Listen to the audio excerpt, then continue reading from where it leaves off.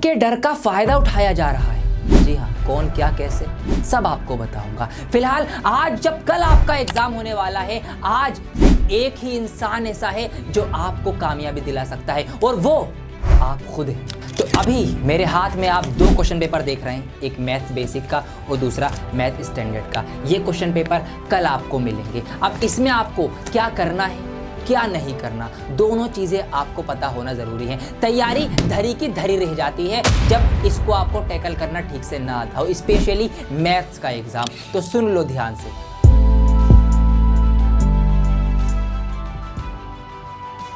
सबसे पहली चीज जो आपको करनी है, क्वेश्चन पेपर में यहाँ लिखा होता है कि इसमें इतने पेजेस हैं, तो आप चेक कर लेना कि आपके पास टोटल उतने नंबर ऑफ पेजेस हैं आपके क्वेश्चन पेपर में या नहीं। क्योंकि यहाँ पर कई बार क्या होता है, जब सीबीएसई से सवालों में गलती हो सकती है तो इसमें प्रिंटिंग में भी हो सकती है। कई बार एक आध पेज प्रिंटिंग में से गायब हो जाता है। अब आपको वो क्वेश्चन पेपर मिल गया, इन केस आपको लगा यही तो पूरा पेपर है, आप पूरा पेपर करके आ गए, लेकिन बीच का एक पेज गायब था, उसमें कई सारे सवाल थे जो आपने नहीं करे, पेपर छूटेगा, नंबर कम आएंगे। ये चीज चेक कर लेना। क्वेश्चन पेपर आपके हाथ में है, पेपर कैसे शुरू करें, आगे से या पीछे से? एक्सपर्ट्स की राय माने, अगर मेरी राय माने तो अगर आप पेपर पीछे से शुरू करते हैं तो फायदे का सौदा है आपके लिए। क्यों? क्योंकि अभी आपका माइंड फ्रेश है, अगर रहा तो। जी हाँ, अगर क्यों बोल रहा हूं, कई बच्चों का नहीं रहता, कुछ गलती करते हैं। वो क्या करते हैं बताऊंगा अभी। माइंड फ्रेश होगा, पहले ही बड़े बड़े सवाल पेल डालो, केस बेस 4-4 नंबर के 3 सवाल, लॉन्ग क्वेश्चन 5-5 नंबर के 5 सवाल, 4 सवाल आपको इसमें करने पड़ेंगे। इसमें लंबी कैलकुलेशन आपकी होती है,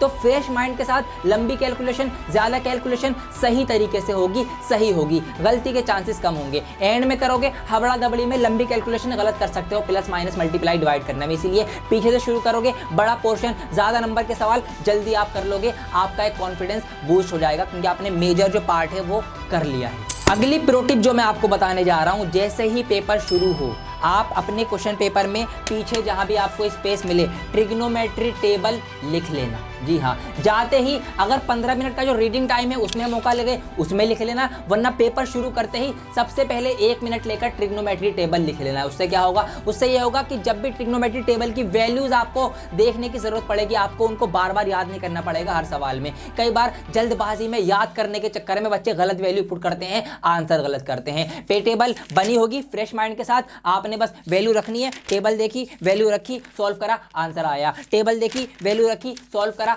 आंसर आया। आपका टाइम बचेगा, सवाल गलत होने के चांसेस भी कम होंगे। टाइम मैनेजमेंट का ध्यान रखना, स्पेशली स्टैंडर्ड पेपर जो दे रहे हैं। स्टैंडर्ड पेपर लेंथी होने वाला है, ठीक है, ये पेपर आपका लंबा होने वाला है, तो टाइम का ध्यान रखना। सेक्शन में आपको ध्यान देना है, 1-1 नंबर वाले सवाल 1-1 मिनट में होने चाहिए, 2-2 नंबर वाले सवाल 2-2 मिनट में 1-1 सवाल होना चाहिए, 3-3 नंबर वाले सवाल 5 मिनट में होने चाहिए, 4-4 नंबर के सवाल है नहीं, 3 के बाद 5 नंबर के सवाल को 10 से 12 मिनट देने हैं, केस बेस्ड को 15 मिनट देने हैं। इससे ज्यादा टाइम नहीं देना, वरना आपका पेपर छूटेगा। ये चीज ध्यान रखना, टाइम मैनेजमेंट बहुत जरूरी है मैथ्स के पेपर को बिना छोड़े पूरा करके आने के लिए।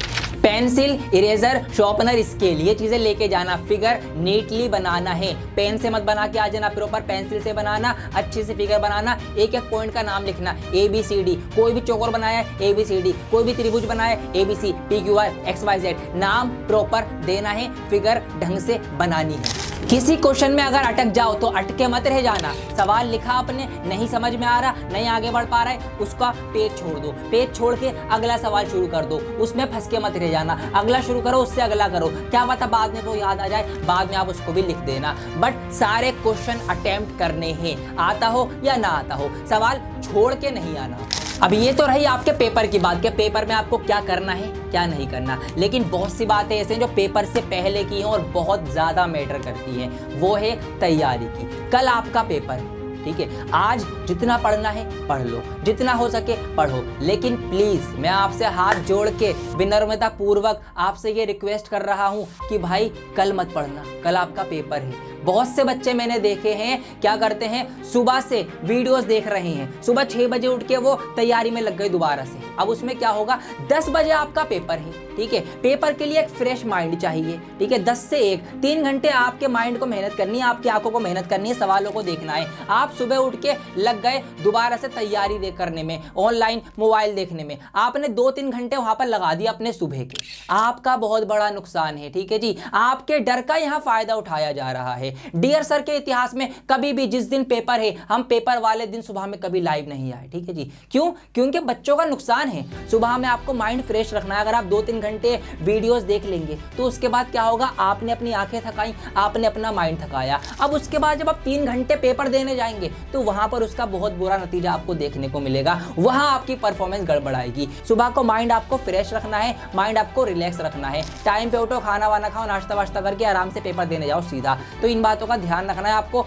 ओवर मेहनत नहीं कर लेनी कि इतनी ज्यादा मेहनत कर लिया आपने कि आप फिर पेपर में परफॉर्म ही नहीं कर पाए। इन चीजों का आपको ध्यान रखना है। तो बस जो चीजें बताई गई हैं, पेपर में क्या करना है क्या नहीं करना, उन सब चीजों को आप कर लेना और अपना नुकसान मत करिए। ठीक है जी, मेरा यही मकसद है कि अपना नुकसान मत करिए, पढ़ाई कीजिए, सेल्फ स्टडी कीजिए, अच्छे से अपने आप को आराम करने का भी मौका दीजिए। अपनी आंखों को और अपने दिमाग को पेपर से पहले मत थकाइए ताकि आपके पेपर पे उसका बुरा असर ना पड़े। All the very very best for your exam, best wishes for you, best of luck for your maths exam. अच्छे से जाइए, बढ़िया से पेपर करके आइए, धूम बचा के आइए, ठीक है, धुएं उड़ा के आइए। पेपर बहुत अच्छे से आपको प्रॉपर तरीके से जैसे बताया गया है वैसे वैसे करिए, सारे सवाल अटेम्प्ट करिए और हाँ, पेपर करके आके बताना जरूर कि पेपर आपका कैसा गया है। बाकी डियर सर आपके साथ जुड़े रहेंगे, आपके लिए और जो एजुकेशनल वीडियोस हैं वो आती रहेंगी। तो डियर सर चैनल से जुड़े रहें और आपका जुड़ने के लिए बहुत बहुत धन्यवाद। बहुत जल्द लौटूंगा कुछ नई वीडियोस के साथ, जब तक के लिए बने रहें डियर सर के साथ। जय हिंद।